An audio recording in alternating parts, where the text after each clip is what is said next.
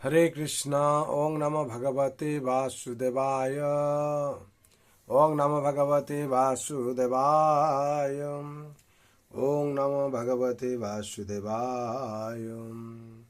नारायण नमस्कृतं नरं चैव नरोत्तमं देवीं सरस्वतीं व्यासं ततो जयमुदीरये।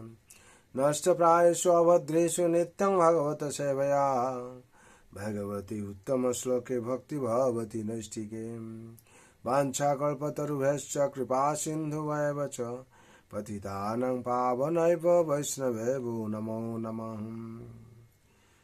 कृष्णाय वासुदेवाय देवकीनन्दनाय च नन्दगोपकुमाराय गोविन्दाय नमो नमः। हरे कृष्ण। श्रीमद्भागवत स्कंद 1 अध्याय 3 श्लोक संख्या 11 षष्ठमत्रेरपत्यतं भृत प्राप्तोऽनुशयाम् अन्निखिकिमलकार्यं प्रह्लादादिभ्यो उच्चीवान्। শব্দরে বলা আছে ষষ্ঠম ষষ্ঠ অত্রির अपत्यहम अपत्यतम पुत्रत्व वृत प्रार्थित प्राप्त प्राप्त अनस्वयार द्वारा अनिखे किम आत्मतत्व विषयक अलकार्य अलकाय प्रहलाद आदि के উচ্চিবান বলেছিলেন। অনুবাদ। পরম পুরুষের ষষ্ঠ অবতার হচ্ছেন মহর্ষি অত্রির পুত্র ভগবান দত্তাত্রেয়।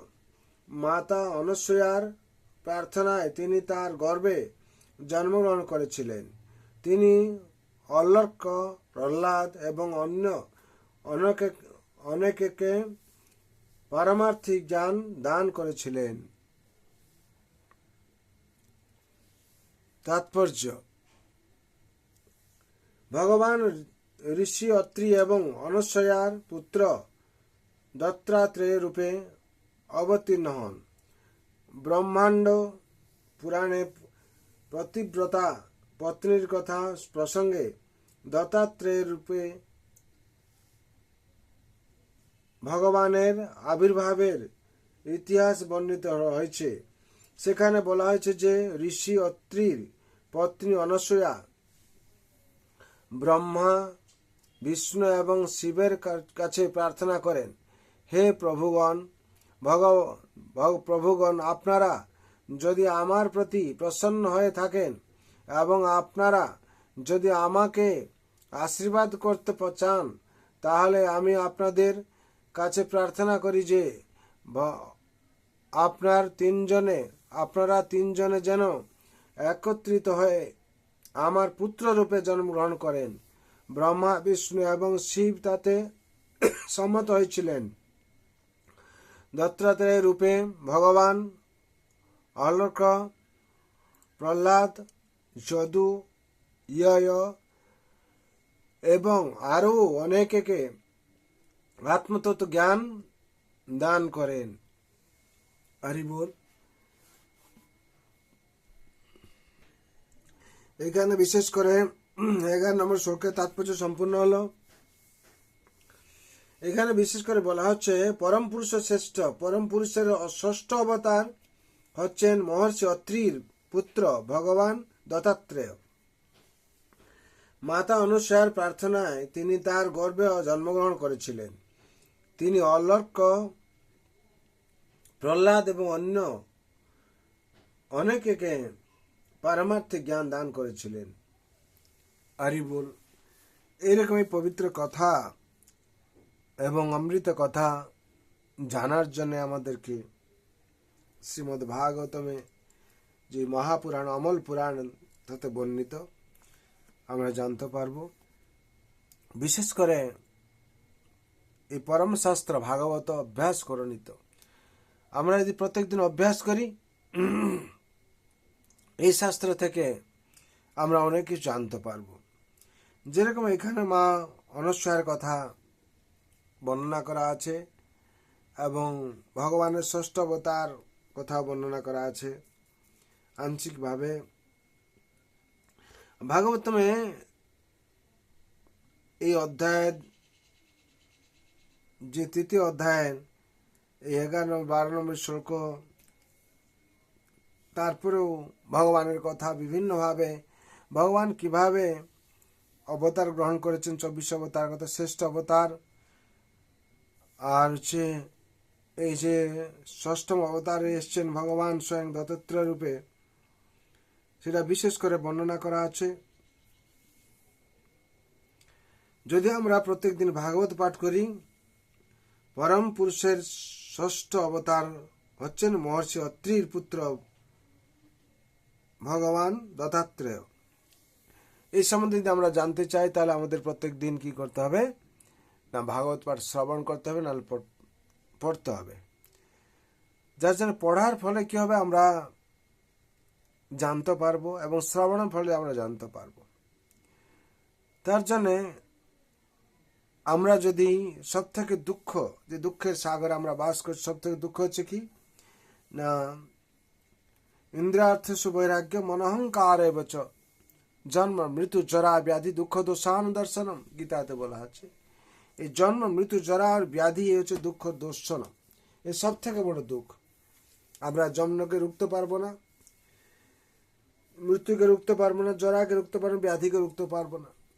তার জন্য যদি আমাদের এই চক্র থেকে উদ্ধার পেতে চাই কিংবা এই চক্র থেকে রক্ষা পেতে চাই, তাহলে আমাদের ভগবত শরণাগত হতে হবে। ভগবানের শরণ নিয়ে ভগবানের কথা শ্রবণ করতে হবে এবং ভাগবতের পাঠ শ্রবণ করতে হবে, পড়তে হবে। এর ফলে ভগবানের অহেতুক কৃপা পাব এবং দাসত্ব আমাদের স্বীকার করতে হবে। যদি ভগবানের দাসত্ব স্বীকার করি তাহলে সবসময় আমরা আনন্দে থাকতে পারবো। কেন, ভগবান হচ্ছেন সচিদানন্দময়। ভগবানের শরণে যে থাকবে, দাসত্ব স্বীকার করবে, সেও আনন্দ পাবে। কেন, আমরা হচ্ছে ভগবানের অংশ।